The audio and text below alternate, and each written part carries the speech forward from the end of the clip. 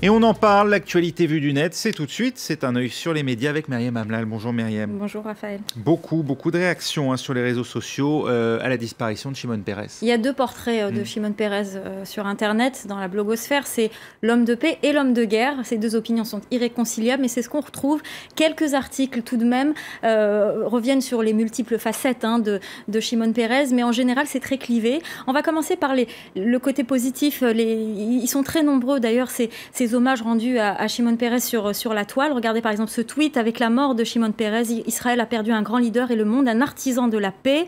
Vous avez cet autre tweet, mes pensées pour toi, patron israélien des négociations des accords d'Oslo et qui croit encore à la paix. Dans la presse israélienne, c'est également le même son de cloche. On revient énormément sur le parcours de Shimon Peres.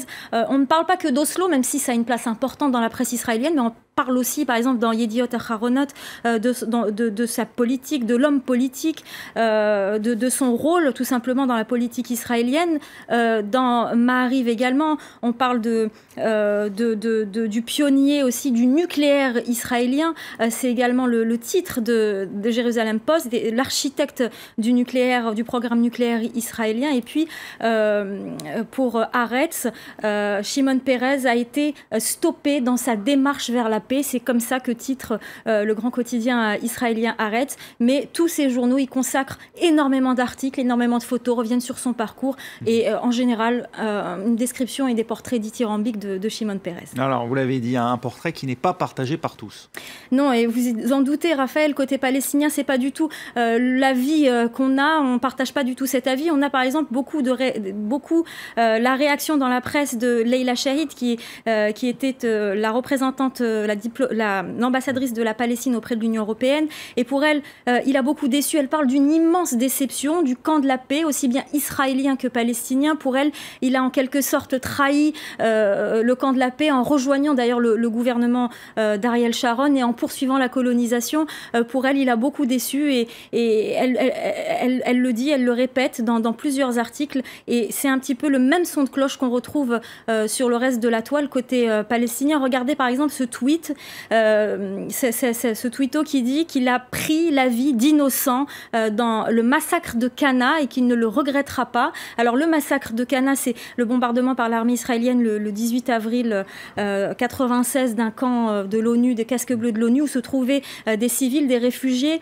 Et ce massacre, en fait, cet événement est beaucoup repris sur la blogosphère arabe, mais aussi par la presse en général. Et on reprend énormément. Regardez par exemple aussi cet article de Middle East Monitor qui revient aussi sur cet événement et qui revient aussi sur tous les événements négatifs, on va dire, qui ont marqué le parcours de Shimon Peres, par exemple le massacre de Cana, mais aussi son soutien au blocus de Gaza, la colonisation, son soutien à la colonisation. Donc beaucoup d'articles reprennent également ces éléments.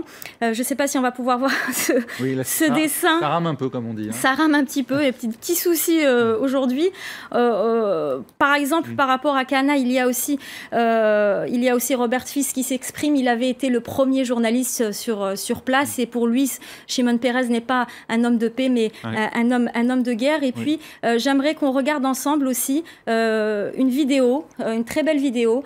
Il s'agit d'une vidéo d'une rencontre entre le dessinateur Plantu et Yasser Arafat et Shimon Peres. Il leur fait un petit dessin et il leur demande de compléter le dessin et de signer cette espèce de dessin qui représente un peu l'accord de paix. Regardez cette vidéo, elle est très très belle. Il n'y a plus qu'à le signer.